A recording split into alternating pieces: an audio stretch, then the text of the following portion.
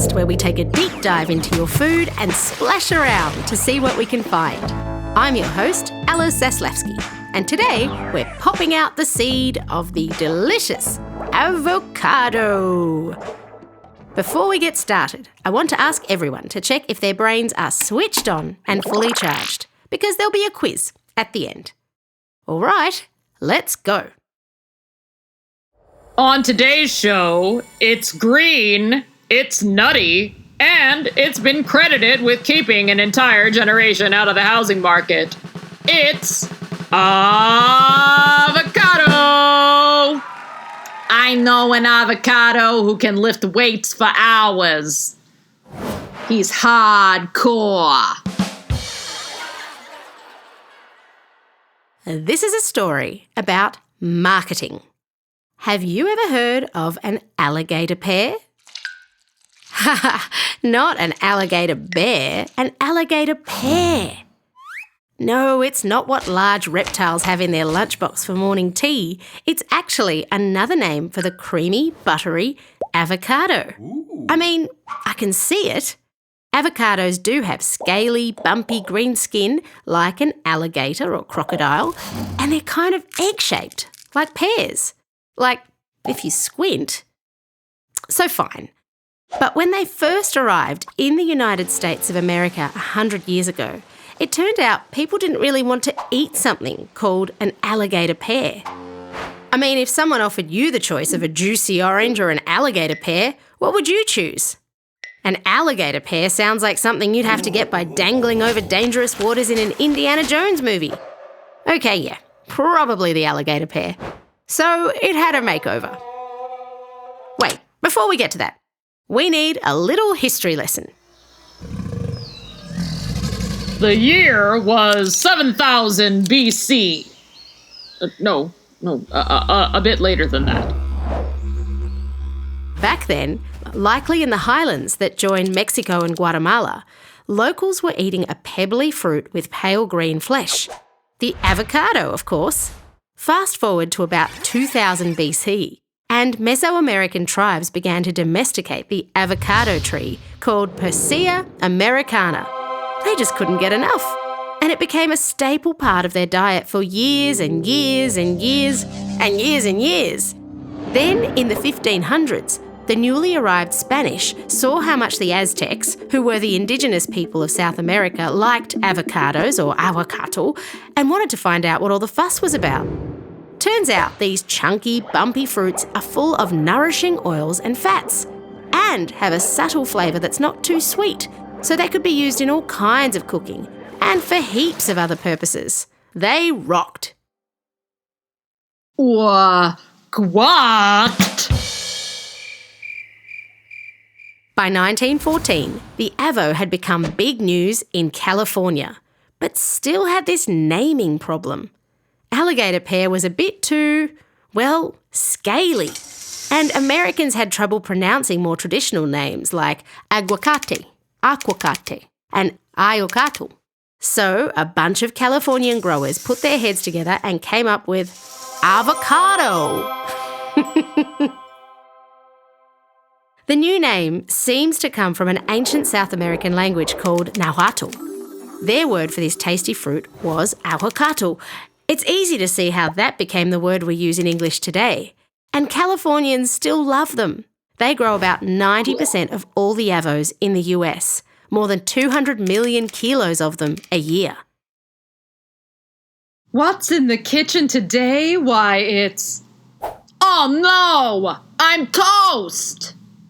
Whoops. Avocado toast, literally putting avocados on toast, has become a bit of a cultural icon. It's a hit all over the world, from your neighbourhood cafe to posh European restaurants. Some serve it just as it is, while others add gooey eggs, crunchy pumpkin seeds, juicy exploding cherry tomatoes, or salty salmon. But being so popular means everyone wants to claim it for their own, and no one can agree on who invented it. Both Sydney and Los Angeles take the credit for this rich, scrummy, brunchy goodness. Actually, the avocado arrived in Australia before it ever made its way to California. It's been here since 1853. So in that sense, we have loved longer than they have in LA. Does that mean we invented avocado toast?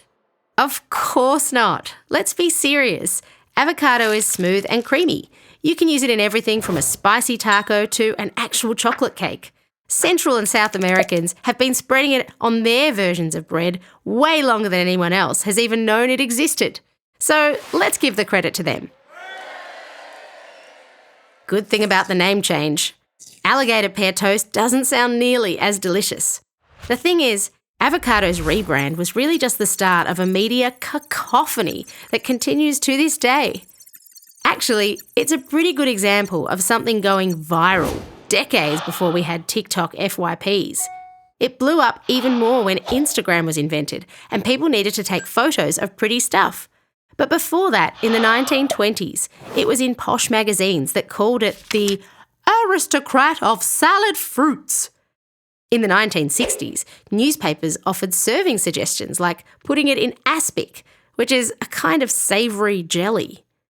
But the big change really came in the 1980s, when diet culture started telling people not to eat fatty foods.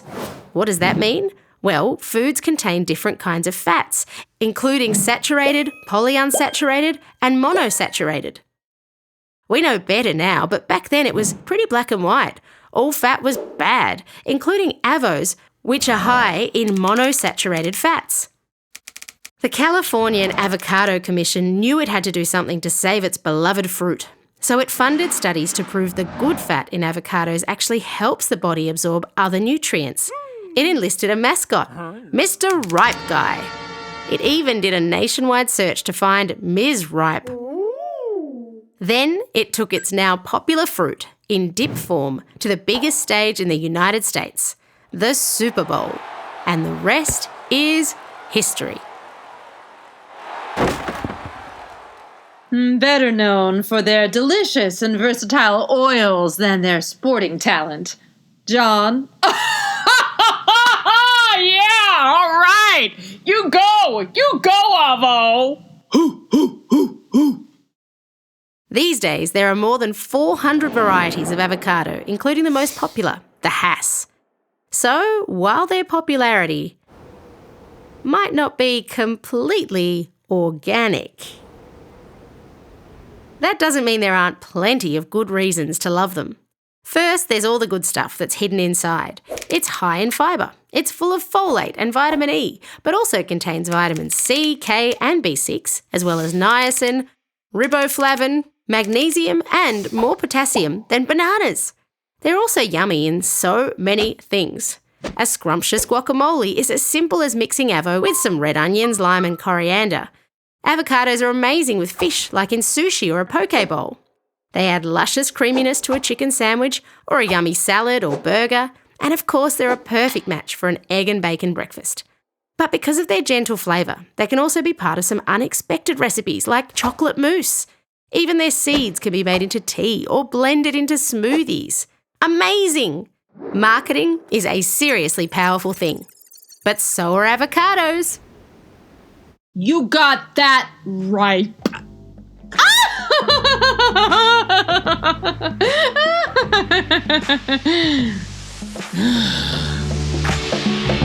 All right, quiz time. Question 1. What was originally another name for the avocado? Question 2. When was the avocado tree first domesticated? Question 3. What was the name of the avocado mascot? And for a bonus point, what was his girlfriend's name? Question 4. True or false? Avocado toast was invented in Australia. Question 5. What kind of fats do avocados mostly contain? Question 6. Potassium helps the cells in your body to function well. Which fruit contains more potassium? Avocado or banana? Are you ready for the answers? Answer 1. An original name for the avocado was the alligator pear. Obviously also acceptable, any of the names in their original languages, aguacate, aguacate, or ayucato. Answer 2. The avocado tree was first domesticated around 2000 BC. Answer 3. It was Mr. Ripe Guy. And his girlfriend's name, Ms. Ripe. Answer 4. Avocado toast was not invented in Australia. It started in the same place avocados did, Central and South America. Answer 5. Avocados contain monosaturated fats. Answer 6. Avocado has more potassium than bananas. That's all we have time for. Until next time.